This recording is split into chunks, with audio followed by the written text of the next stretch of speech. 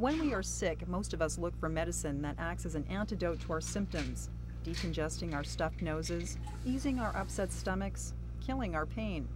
We wouldn't think of taking something that could actually cause the symptoms in the first place. Or would we? Well, if we were to subscribe to homeopathic medicine, that's exactly what we'd be doing. The word homeopathy comes from the Greek words meaning similar and suffering. Together, they stand for the basic principle of homeopathic medicine. Like remedies, cure like diseases. Homeopathic practitioners believe that a substance that causes symptoms of illness in a well person can also cure similar symptoms in someone who's sick, if given in small doses. The definition of homeopathic medicine is the use of very low-dose dilutions of naturally occurring substances. They could be minerals, they could be herbal extracts, they could be the extracts of certain organs or body fluids.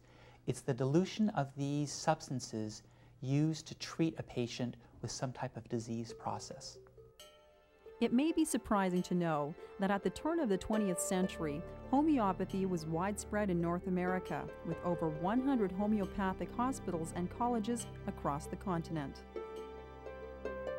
But in the 1920s, its popularity faded with the emergence of penicillin and other so-called miracle drugs, which gained mass acceptance. And so everybody thought, okay, this is the way of the future, the magic bullet, and we'll leave nutrition and botanicals and water and so forth behind. And now what we've seen is that the magic bullet really doesn't exist. And so what we need is a blending of the two. Today, homeopathy is re-emerging as a viable complement to allopathic care. In England, homeopathy is recognized by an Act of Parliament and is included in the national health coverage. But there are many types of healthcare practitioners who are homeopathic doctors. There are medical doctors who use this, there are osteopathic doctors, chiropractors, nurses. So many healthcare professionals train in using homeopathic medicine. The origins of homeopathy are as ancient as Hippocrates, but it wasn't until the late 18th century that it became a systematic form of treatment. German physician Samuel Hahnemann discovered that quinine not only helped fight the symptoms of malaria, it caused those symptoms in someone who didn't have the disease. Once they stopped taking it, the symptoms disappeared. Hahnemann believed that the human body has the ability to heal itself. He saw symptoms not as something that needed to be suppressed, but as a positive sign that the body was fighting back. Through experiments he called provings, Hahnemann was able to produce remedies that, when taken in very small doses, could encourage, stimulate, and strengthen the body's natural healing process. Every human being is born with a capacity to heal. But that for various reasons, stress, environment, overtiredness, wrong diet, all sorts of reasons, that energy, or that vital force, as we call it in homeopathy, is just not, it's not operating properly. It's gone to sleep, if you like. And homeopathy wakes it up and says, look, you know, there's a problem here. You know, you should be doing something about it.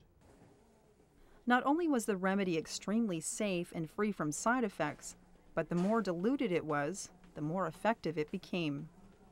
And what we think it does, although we don't fully understand, is that it somehow excites within the organism an immune response to this substance, which then allows the organism to go on and to fight a particular infection or a condition which it faces. It's not like treating with drugs. It's much more like sending an email or a fax into the body's central computer and presenting it with a picture of everything that's out of balance and asking it to find out where the glitch is and to get rid of it. Another important principle of homeopathic medicine is that different people respond differently to the same illness. We treat each person as an individual, and that's also a principle. We look at each person. So if 3 people came in with a cold, they might get different treatments because of their individual situation, mental, emotional, the particular symptoms that they present with. There are over 2,000 homeopathic remedies available, all made from plant, animal, or mineral sources. The name of the remedy usually indicates its origins, such as sulfur or belladonna. The number refers to the number of times the solution has been diluted. With each dilution, the solution increases in potency, so a 20C solution is more potent than one at 6C. Remedies come in the pill, powder or liquid form. The key to using homeopathic remedies is recognizing your symptoms, not only the physical ones, but the mental and emotional responses too. The more specific the symptoms, the easier it is to select the correct remedy. Successful treatment is best given by a qualified practitioner. During consultation, the homeopath will make a detailed assessment of all aspects of your life and health, right down to your favorite food or your best time of day. The homeopath will usually prescribe only one remedy at a time. If you are taking it in pill form, dispense it into your mouth without touching it and let it dissolve on your tongue.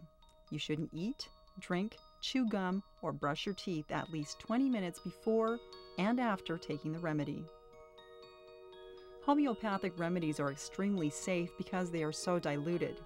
Take them only until symptoms begin to dissipate. If the symptoms don't go away, you may have selected the wrong remedy. More and more people are turning to homeopathy for self-care. In a world where more never seems to be enough, homeopathy is a refreshing alternative.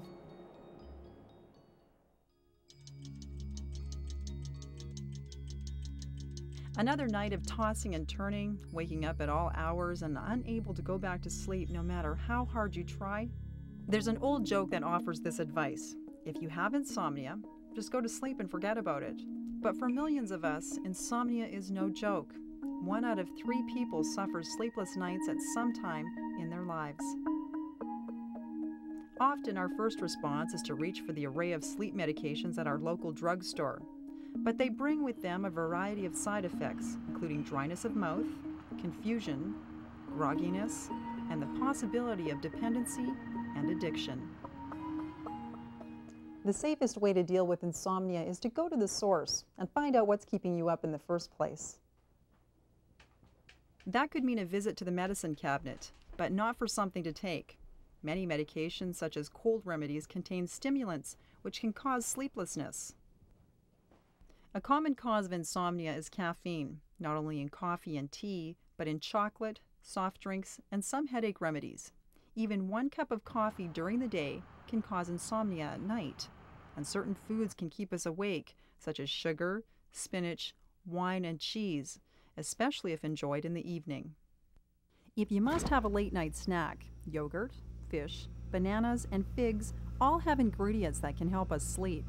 Lettuce contains a substance similar to opium and has been used for centuries to help promote sleep. Stress is another culprit, and in North America there's plenty of that to go around. Techniques which help us relax, such as yoga, tai chi, meditation, even deep breathing, can go a long way in giving us a good night's rest. Certain herbs are also known to help alleviate insomnia. Research has shown that certain compounds in valerian root affect brain receptors much the same way Valium does, but without the side effects. Take valerian root 1 to 4 hours before going to bed. You can also add valerian, yarrow, fir needle, or lavender in a warm bath before retiring.